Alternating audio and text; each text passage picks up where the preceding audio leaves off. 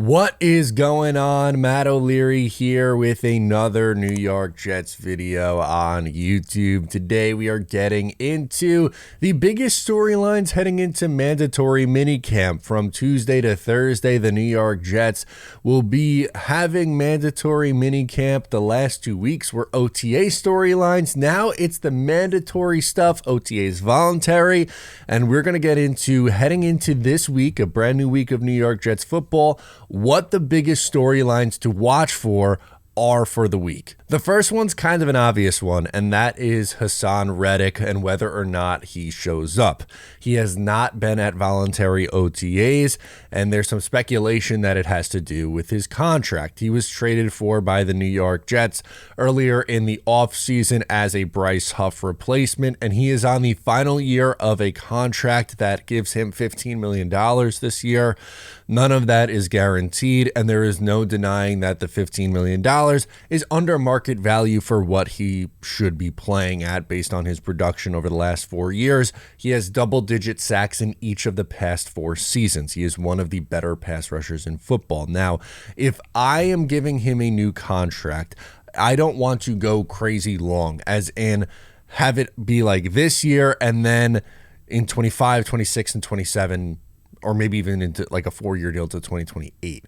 To me, I think the way to handle this is some sort of 3-year deal with an out after 2, and the first year replaces this year in 2024. So that way you're really looking at the Jets with this window. Now, I spoke about the New York Jets kind of just using it as a rental and wait and see with Haason Reddick for how he plays at this point. You know, he's 30 years old, wondering if there's any sort of drop off and the risk of paying him without actually seeing him play for your team.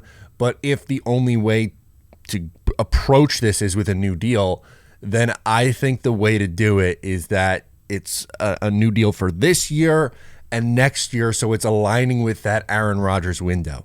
Everyone is kind of assuming Rodgers is going to play in 24 and 2025. Anything beyond that is very much so TBD. So I think this kind of aligns with most of the vet contracts that the Jets have given out, where it's kind of tied up through either this year on a 1-year deal or this and next year on a 2-year window kind of opportunity.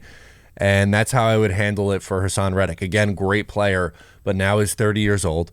You don't want to go crazy long into someone's 30s without seeing them play for your team and how that's going to impact you. So, again, if it comes down to a new deal, I'm okay with it, but I just think it should be handled with, you know, kind of replacing the contract for this year, next year, an option maybe for 2026, depending on how things go. Next up, I think the thing I'll be keeping the closest eye on is the rookies. How does Olu Fashanu look?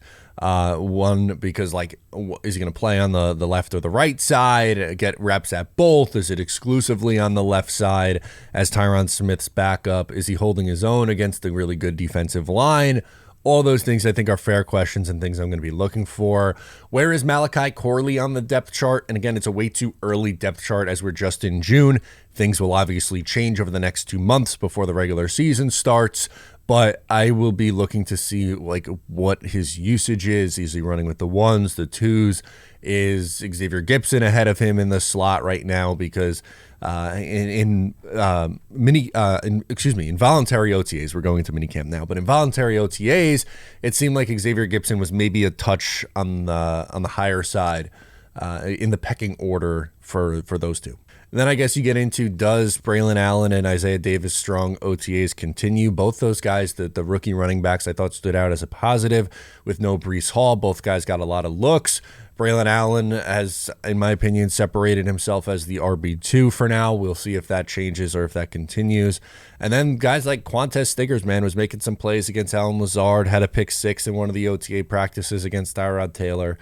That's I think what I'll be looking for again is the rookies. Do they continue to have a strong showing in OTAs? Do they potentially regress or have some practices of struggles? I'm sure it's not, growth isn't always linear. So it's not saying like you got to hit the panic button if one of those guys has a tough day, or if Olu doesn't look great on a day, or if Malachi Corley is, like 5th or 6th on the receiver depth chart right now. Like, that's not cause for hitting the panic button yet. I think the last thing for me is kind of the participation and or plan we see with some of the Jets veterans. Tyron Smith had some work in OTAs, but they also gave him some off days. So how do they handle him as someone who has gotten banged up a lot over the last few years? Morgan Moses is recovering from an injury. What kind of plan do we see him on? And Breece Hall was kind of just working off to the side as well. Those are 3 guys that I think are very, very important to the offense. You're starting left tackle, right tackle, and running back, and your running back who's going to be heavily featured in this offense. Again, I'm very curious on what the usage is.